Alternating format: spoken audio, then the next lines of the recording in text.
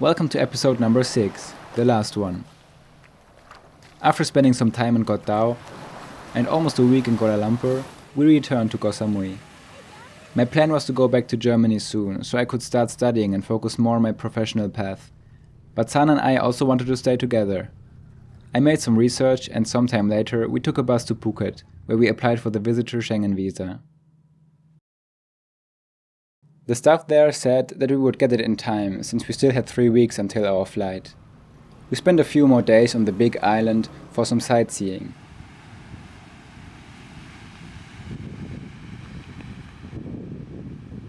After 2 days we drove with the bus to Khao Lak, since it was on the way and we had never been there before. On the way we drove through a big national park. I spotted a hike to a small sandy beach on Google Maps, which we did the day after.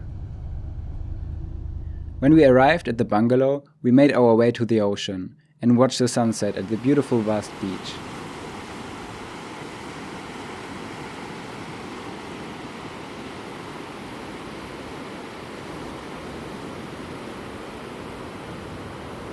There we saw some local surfers with a unique technique.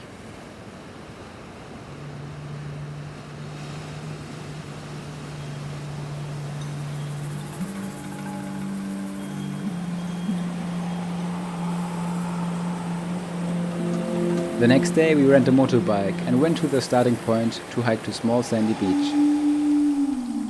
We had to buy a ticket since it was a national park, but walking on this natural trail was definitely worth it.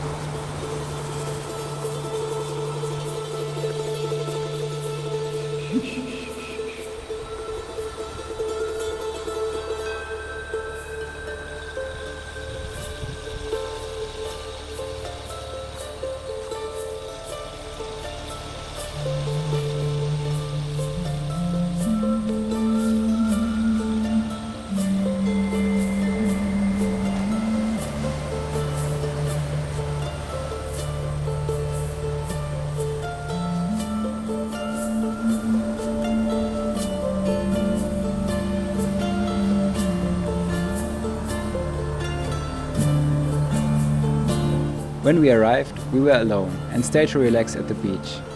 It wasn't small at all in contrast to its name, and there was even a little river flowing into the sea.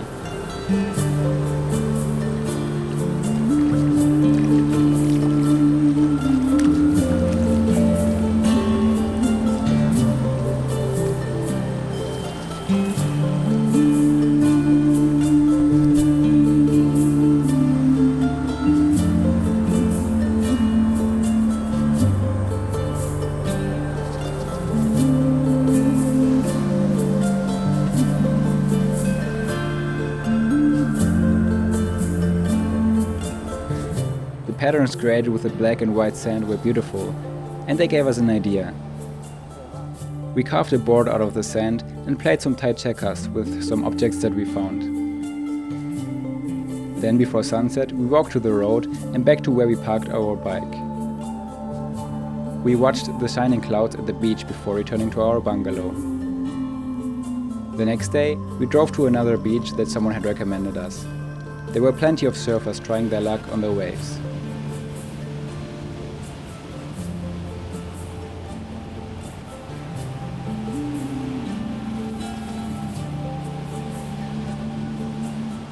Then it was time for the waterfalls. By the way, if you come here, you can use the national park ticket only for 1 day, so if you're short on money, you could go to the beach and the waterfalls at the same day.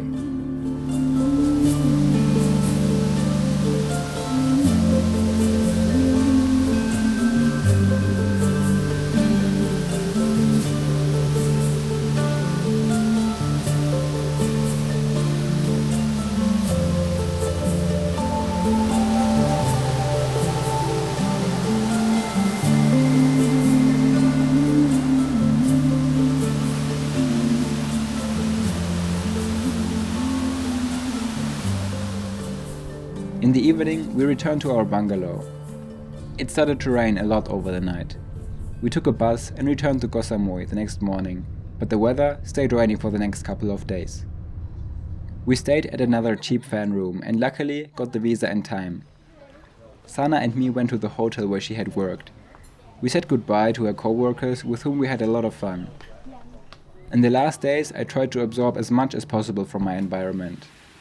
The warm ocean, the sandy beaches, the palm trees, and the delicious fresh coconuts, the smiles of the locals and the busy streets. While embracing the upcoming change, I also felt like getting rid of my hair.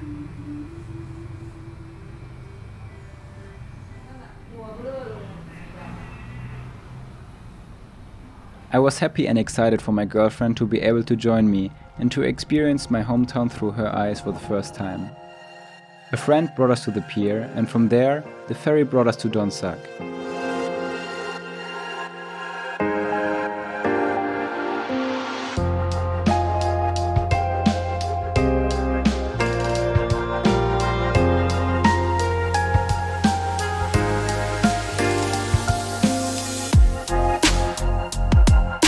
Then it was time for another bus ride to Bangkok. I looked like a proper monk with my blanket. We went to a local market to buy some souvenirs and spent one last night close to the airport.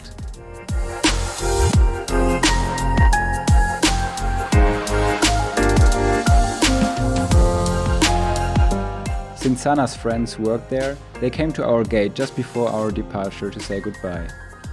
For now, I already had some profound travel experiences and the chance to taste freedom over several months, which I am very grateful for. My heart is satisfied and I feel ready to finally commit a few years of my life to study. At the same time, I know that I will stay creative and keep on editing videos. So if you don't want to miss how Sana and I traveled through Germany and Austria and visited some friends from the Camino, consider subscribing.